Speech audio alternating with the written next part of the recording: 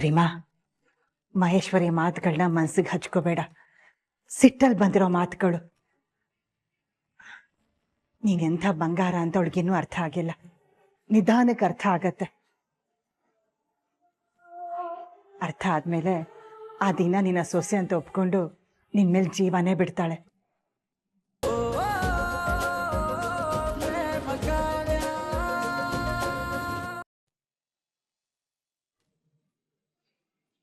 ಪ್ರೇಮ,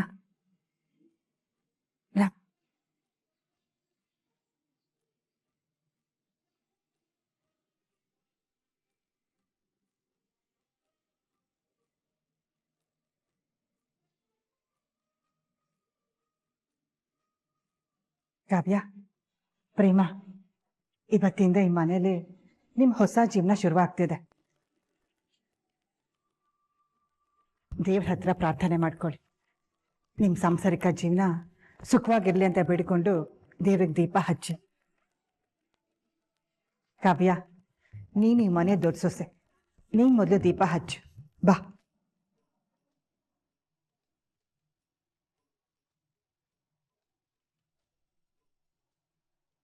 ಕಾವ್ಯ, ಬಾಮ, ದೀಪ ಹಚ್ಚು.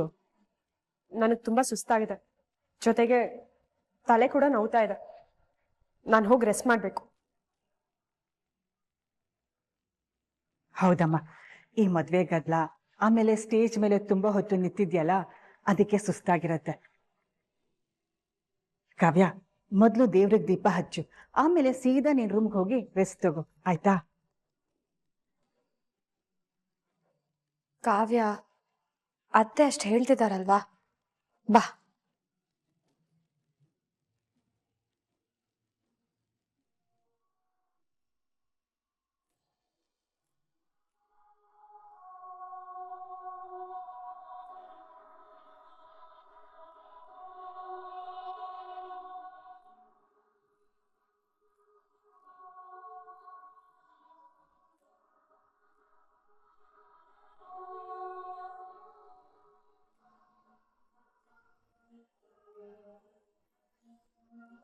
ಪ್ರೇಮ, ಈಗ ನೀನ್ ದೀಪ ಹಚ್ಚು.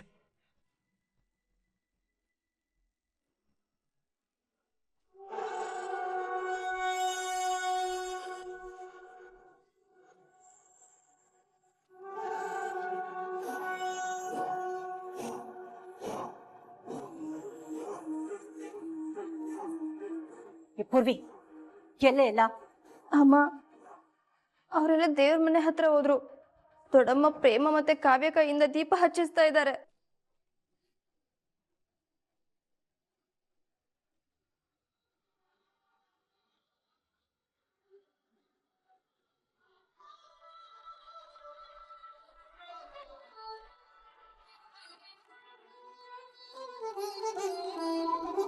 ಪ್ರೇಮ,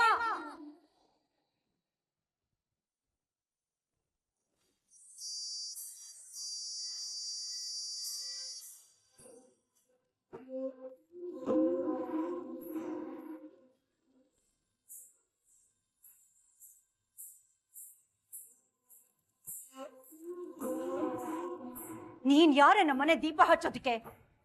ನಿನಗೇನ್ ಹಕ್ಕಿದೆ? ಎಲ್ರು ನಾ ಮರಳು ಮಾಡಿ ನನ್ನ ಮಗನ ಕೈಲಿ ತಾಳಿ ಕಟ್ಟಿಸ್ಕೊಂಡ್ಬಿಟ್ರೆ ನೀನ್ ಈ ಮನೆ ಸೊಸೆ ಆಗ್ಬಿಡ್ತೀಯಾ? ಅವನ್ನ ಬಲ್ವಂತ ಮಾಡಿ ಮದ್ವೆ ಆಗಿದ್ ಕೂಡ್ಲೆ ಎಲ್ಲ ಮುಗೀತು, ನೀನೆ ಗೆದ್ದೆ ಅನ್ಕೊಂಡ್ಯಾ? ನಿನ್ ನಾಟ ಎಲ್ಲ ಮದ್ವೆ ಮನೇಲೆ ಮುಗೀತು. ಇನ್ನು ಮುಂದೆ ಈ ಮನೇಲಿ ನನ್ನ ನಾಟ ಶುರುವಾಗತ್ತೆ. ನೀನು ಮಾಡಿರೋ ಮೋಸಕ್ಕೆ ಇನ್ಮೇಲೆ ಪ್ರತಿದಿನ ಪ್ರತಿ ಕ್ಷಣ ಪರಿಣಾಮ ಅನುಭವಿಸ್ತೀಯ. ಮಹೇಶ್ವರಿ, ಏನಿದು? ಪ್ರೇಮ ನಿನ್ ಸೊಸೆ ಜೊತೆ ಮಾತಾಡೋ ರೀತಿನ ಇದು? ಇವಳು ಯಾವ ಸೀಮೆ ಸೊಸೆ ಅಕ್ಕ ನನಗೆ? ನೀವೆಲ್ರೂ ಇವಳನ್ನ ಸೊಸೆ ಅಂತ ಒಪ್ಕೊಂಡಿರ್ಬೋದು, ಆದ್ರೆ ರಾಮ್ನ ಹೆತ್ತ ತಾಯಿ ನಾನು ಇವಳನ್ನ ಸೊಸೆ ಅಂತ ಒಪ್ಕೊಂಡಿಲ್ಲ. ಈ ಜನ್ಮದಲ್ಲಿ ಒಪ್ಕೊಳ್ಳೋ ಮಾತೇ ಇಲ್ಲ. ನನ್ ಮಗ ಸ್ನೇಹನೇ ನನ್ ಸೊಸೆ ಆಗ್ತಾಳೆ. ಏನ್ರಿ ಹೀಗ್ ಮಾತಾಡ್ತೀರಾ? ಮೋಸ ಆಗಿರೋದು ನಮ್ಮ ಅಕ್ಕಂಗೆ, ಮೋಸ ಮಾಡಿರೋದು ನಿಮ್ ಮಗ ರಾಮ್. ಅದನ್ನ ನೆನ್ಪಲ್ಲಿಟ್ಕೊಂಡು ಮಾತಾಡಿ, ಸುಮ್ನೆ ನಮ್ಮ ಅಕ್ಕನ ಬ್ಲೇಮ್ ಮಾಡ್ಬೇಡಿ. ನನ್ ಮಗನ್ ಬಗ್ಗೆ ನನಗ್ ಚೆನ್ನಾಗ್ ಗೊತ್ತು. ನನ್ ಮಗ ಅಂತ ಕೆಲ್ಸ ಮಾಡೋನಲ್ಲ, ಎಲ್ಲ ಈ ನಿನ್ನ ಅಕ್ಕನೇ ಮಾಡಿರೋದು. ಒಂದಲ್ಲ ಒಂದಿನ ಇವಳು ಮಾಡಿರೋ ಹಗರಣನೆಲ್ಲ ಹೊರಗ್ ತಂದೆ ತರ್ತೀನಿ. ಆವತ್ತು ನನ್ನ ಮಗ ಕಟ್ಟಿರೋ ತಾಳಿನ ಕಿತ್ತು ಬಿಸಾಕಿ ಇವಳನ್ನ ಈ ಮನೆಯಿಂದ ಒದ್ದು ಆಚೆ ಹಾಕ್ತೀನಿ. ಇದು ನನ್ನ ಪ್ರತಿಜ್ಞೆ.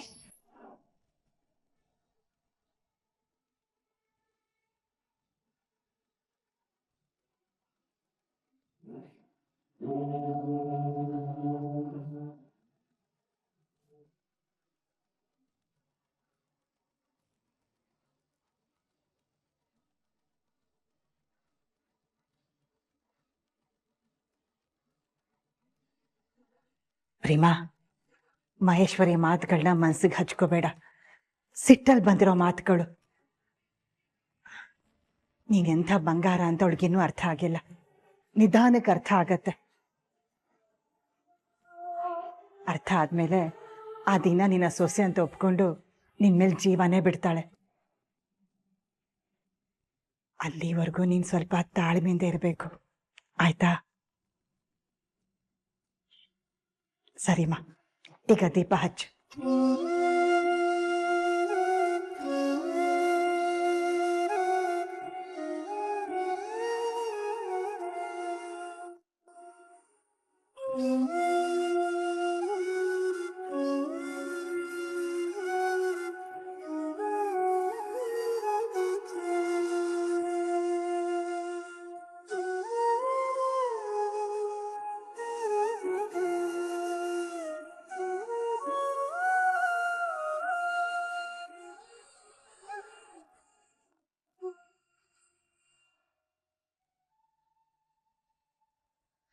ದೇವ್ರೆ, ನನ್ನಿಂದಾಗಿರೋ ತಪ್ಪುಗಳನ್ನೆಲ್ಲ ಸರಿಪಡಿಸೋ ಶಕ್ತಿ ಕೊಡು. ನಾನು ಎಲ್ರಿಗೂ ಹಿಂಸೆ ಕೊಟ್ಟು ಈ ಮನೆಗೆ ಬಂದಿದ್ದೀನಿ. ಈ ಮನೆನ ನಾನು ಯಾವತ್ತು ಸಂತೋಷವಾಗಿಡೋ ಚೈತನ್ಯ ಕೊಡು.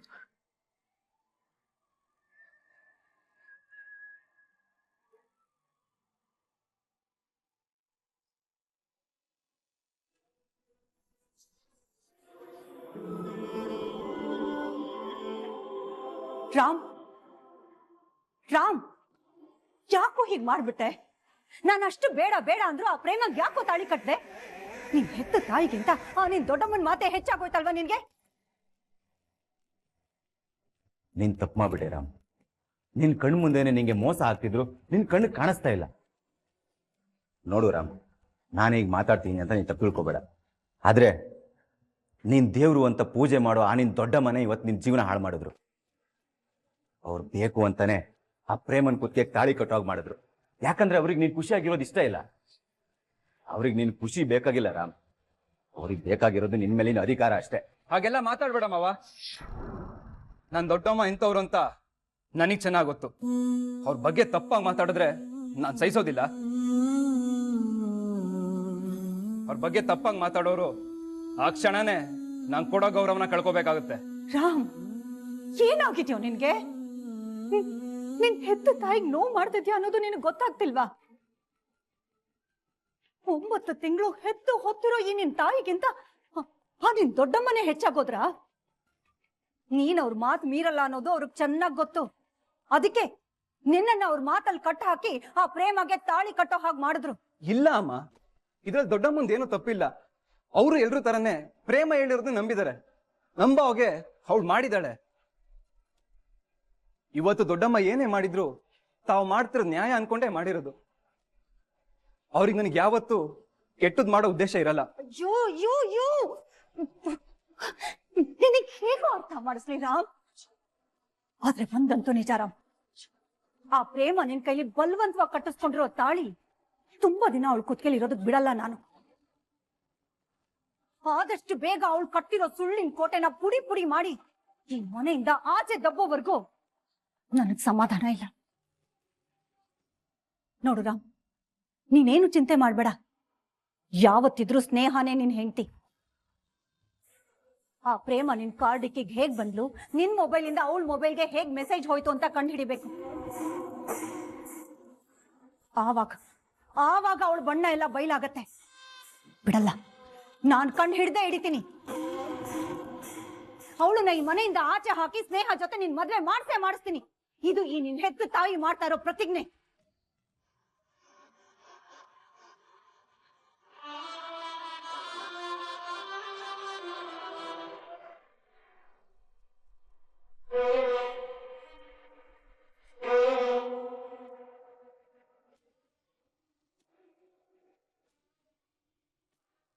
ಪ್ರೇಮಕ್ಕ,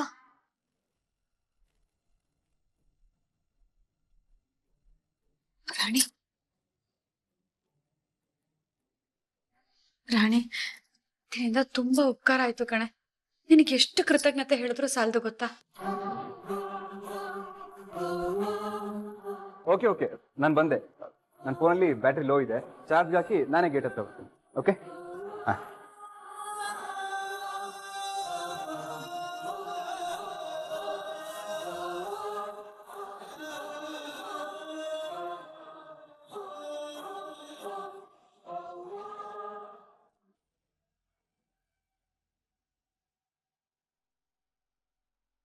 ಅಕ್ಕ, ನಂಗೆ ಭಯ ಆಗ್ತಿದೆ.